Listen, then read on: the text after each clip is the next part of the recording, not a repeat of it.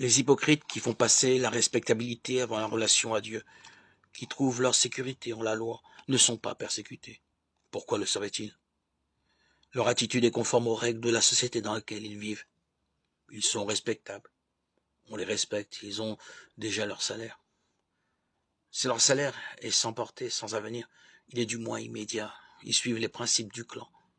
Que l'on décore le clan du nom de communauté chrétienne et leur attitude de l'épithète chrétienne ne change rien à l'affaire. Il y a en fait collusion avec le monde, adhésion au monde.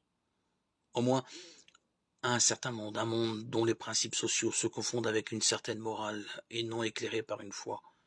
Ce qui est grave, c'est que dans une telle perspective, le christianisme est pris pour une éthique humaine, une éthique exigeante. Cette exigence en fait d'ailleurs son ambiguïté, mais purement humaine, cependant.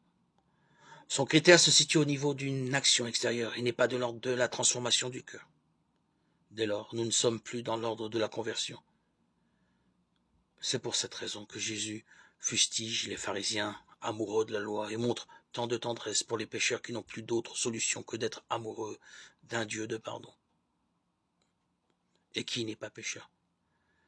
Dieu merci, les pharisiens eux-mêmes le découvriront, qui compteront parmi eux bien des convertis de la première communauté chrétienne.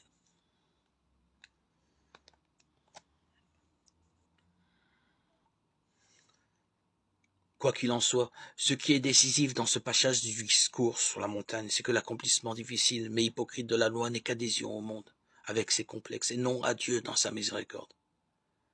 Pas de persécution pour ceux qui adoptent cette attitude. Ils sont conformes à ce que leur société imagine. Ils sont le portrait robot du vertueux respecté. Ce n'est pas eux que Jésus dit heureux, heureux ceux qui accomplissent visiblement la loi. Ils seront loués par les hommes. Non, non. Cette béatitude n'existe pas.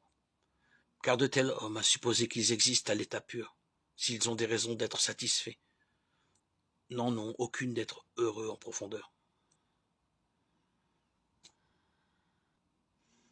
Ils ne peuvent être dans la capacité de reconnaître le don gratuit du salut qui leur est proposé. Garder la parole, c'est garder ce que Dieu a dit, c'est-à-dire la totalité du mystère, Éphésiens 3, 1, 13. La totalité de la croix et de la résurrection donnée et comprise dans la splendeur de l'esprit. C'est garder comme le trésor qui accapare toutes ses puissances d'amour.